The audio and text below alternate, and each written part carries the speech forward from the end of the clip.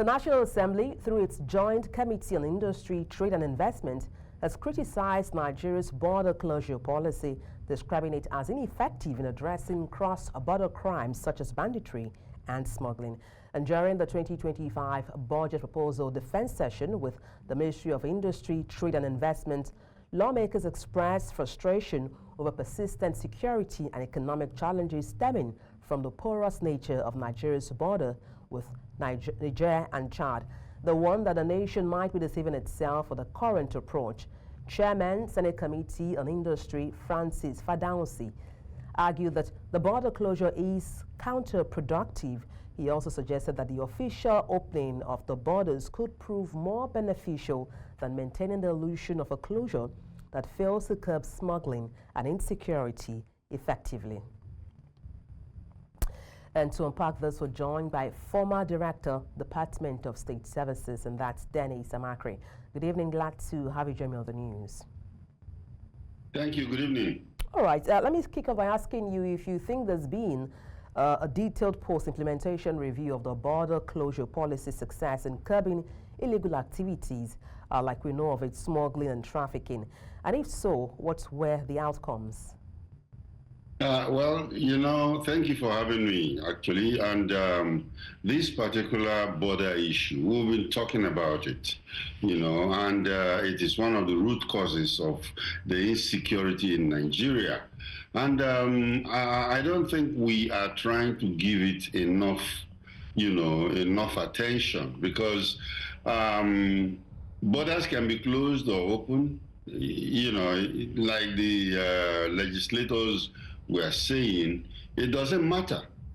You need to go down to the borders and see what is going on, and it doesn't really matter whether it is closed or not. So why create a law that will not be obeyed, or create a law that cannot be enforced?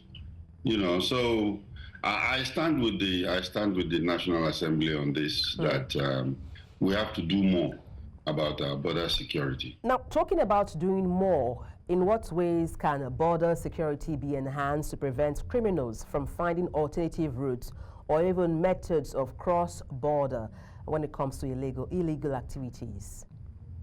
Now, you know that Nigeria has a very vast border, very, very vast, especially the one that is most problematic, which is the one between Chad and Benin Republic. The one that is facing Niger Republic, Burkina Faso, in fact, the Sahels. And that border itself is very, very porous. Now, what do we do? We're not going to, even in the United States, where Trump said that they're going to build a wall, a wall across the Mexican border, and that's another long, very long border, just like our own, that, you just cannot use that kind of solution. So the basic solution, I think in 2025 now, is to go and use technology. We have technology, drones, that can be used to monitor, surveillance cameras that can be used to monitor what is going on. And then, of course, even the sky, eye in the sky. Eye in the sky is like a drone, actually, which is off, in the sky, that looks all over a very vast area of land and records what is happening to and fro, and then, of course, can send signals for response. Now, in our own, we have to really think seriously, because why is it that even when the border is closed, people are still moving up and down? There are other variables, like the traditional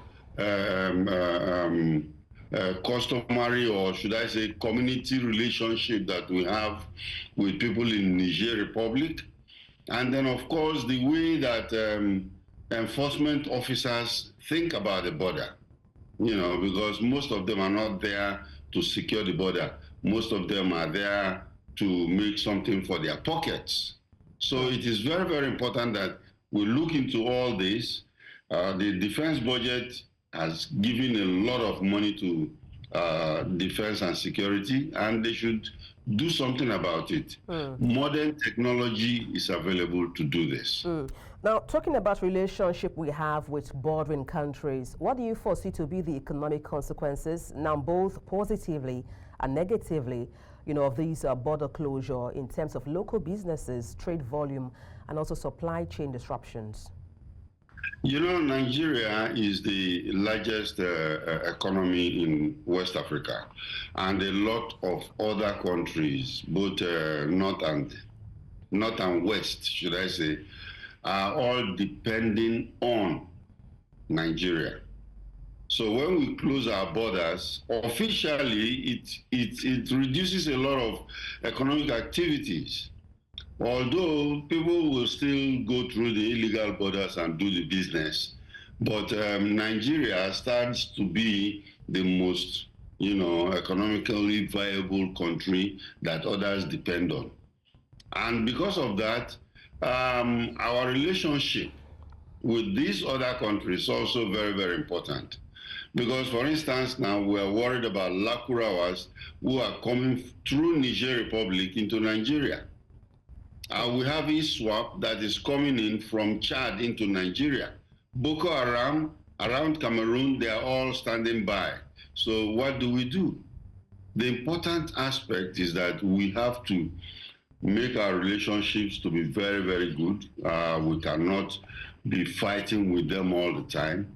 And as Big Brother, I think there are more diplomatic ways in dealing with it than confrontational. Because if we are confrontational, we will be the losers. But if we are diplomatic, then I think they could help us, in curbing these incursions we're having. Well, indeed, we look forward to a lasting solution to these and more unity within the African continent. Many thanks indeed. Former Director for the Department of State Services, Dennis Amachree. Many thanks once again. Thank you for having me.